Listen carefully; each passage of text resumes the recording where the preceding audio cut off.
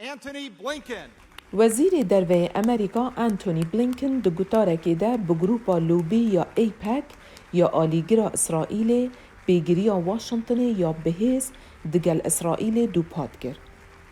The U.S.-Israel relationship is underwritten. تێکەلیên ئەمریکا bi Îsraîlê re ji hêla pêgiriya bi ewlehiya Îsraîlê ve misogerin nayên gotûbêjkirin û pir bihêzin. Rejîma Îranê berdewam gefan dixwe ku Îsraîlê li ser nexşeyê nehêle. Berdewam çekan dide terorîstan û alîgirên mîna Hizbullah û Hamasê ku mafê hebûna Îsraîlê red dikin.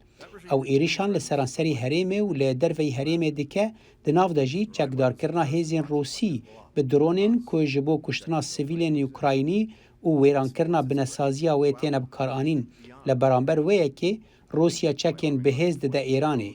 Şêwazên reftara dijminahî li ser wê yekê dûpat dike ku nabe Îran çekê navokî bi dest bixe. وی گوت چما ترسیک جوی گرانتر نینه که اسرائیل روبرو ببد یا رژیم ایرانی درست دکد. We continue to believe Em hên jî bawerin ku dîplomasî riya herî baş e dema bi awayekî durist, bi bandor û domdar be ku rê li ber bi destxistina çekên navokîyên Îranê bigire. Di heman demê de fişara aborî jî dîplomasiya me xurt dike.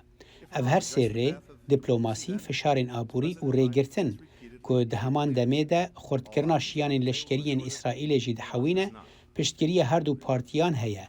û cihê me bihêztir dike ji bo rûberûbûna gefên navokiyên Îranê. Amerîka bi awayekî din ewlehiya Îsraîlê û ya me pêşve dibe. Ew jî bi rêya xebat û kûrkirina peywendiyan bi cîranan re. Yekgirtina Îsraîlê li herêmê alîkar e bo ewlekariya herêmê û navçeyên din. Ji ber vê yekê Serok Biden ew kiriye kevirê bingehînê siyaseta xwe ya Rojhilata Navîn. هر وسا گوت اگر ایران ریکا دیپلوماسی رد بکه وی دمی وکو سروک بایدن چندین جاران زلال کریه همو بجارده لسرماسه اینه جبوی کو ایران چکی ناوکی به دست نخه. هیلین سندی دنگی امریکا